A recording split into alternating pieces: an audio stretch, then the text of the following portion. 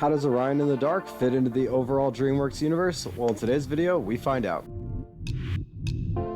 So Orion in the Dark is actually kind of a different style of DreamWorks movie. So basically the whole point of this movie is there's this kid named Orion, and Orion is so afraid of the dark and really just kind of everything in general. The kid's got some severe social anxiety and just kind of anxieties in general over just pretty much life, from what I can tell from the show. But it really culminates with his fear of the dark, and in that, he's making noise. He's completely scared. He's actually waking his parents up constantly to the point where they are actually losing sleep because he is so afraid to just be in his room by himself.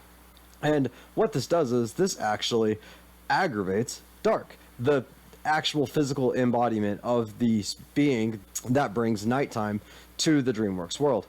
Now, in doing this, Dark finally decides, you know what, I'm just going to go and show this kid that there's not really all that much to be afraid of, just how awesome the night can be. But Orion, being who Orion is, and he does kind of start to get it throughout their whole time throughout this, but what he doesn't do is he doesn't kind of let go. He still thinks the dark is not as good as the daytime, because in the daytime, he's not as scared. And then he actually convinces the rest of the dark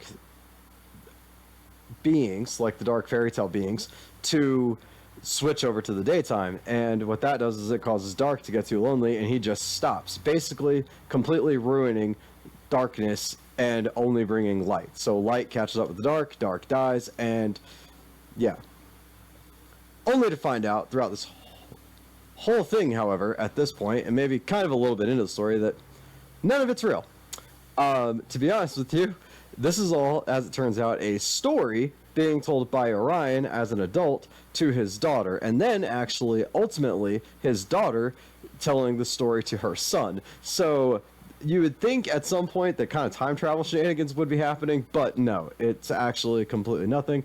It is just her now telling the story to her son, and her son adding to the story. All of this to make them not afraid of the dark anymore.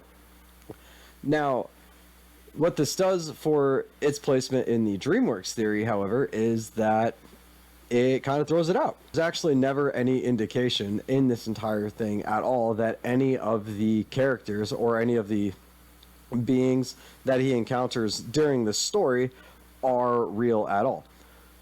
Kind of. The end of the movie shows Orion gaining the courage through this story to actually sit down and talk to his daughter's mother. Now, this is shown to obviously have happened because they got together.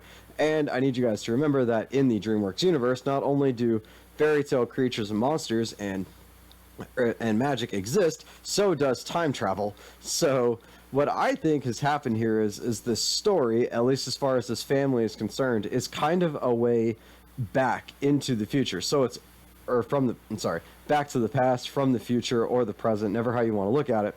And this story is kind of a set reality within their time. And it's always the same story. So him as a kid met his daughter from the future telling her story to her son, who eventually comes into the story himself using time travel and time machines and techno stuff to basically save the day. And looking at it from that perspective, you can actually say that, okay, so that means that all of these beings, Dark and all of his friends and the noise and the dreams and things like that, are actually real creatures that he actually has met, at least at some point, to create the story in the first place. Kind of a little convoluted, but most things with time travel actually are. So the overall question, however, is where would I place this in the overall DreamWorks universe? And there's actually only one answer that I can give here. So I've placed this in the same section as the Rise of the Guardians, Abominable, and the Troll Hunters series, where their creatures are there, but they're still in hiding. So not all of humanity actually knows that they still exist, but they're still working to help and protect humanity in some weird way, or just kind of actually more precisely in their own way. And more specifically, I'm placing this after Rise of the Guardians, because one, we actually see a character with similar powers to the Sandman, except where he gives the dreams, she actually goes in and uses the dreams and the nightmares to help the children cope with their basically everyday lives. And I think they are actually performing pretty much the same roles as the other characters from Rise of the Guardians. Like in Rise of the Guardians, we do hear about, you know, there's the Grand Elk and things like that. And Jack Frost, prior to being a Guardian, was bringing winter to the world as kind of his purpose. So I think that it fits really well right here in the DreamWorks connected universe.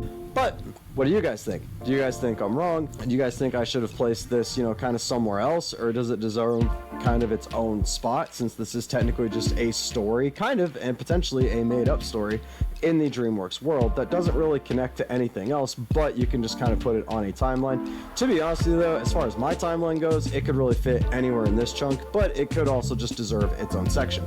Let me know what you guys think in the comment section down below. Also, let me know, did you guys enjoy the movie? I did. I watched it with my daughter, and she seemed to actually really enjoy it.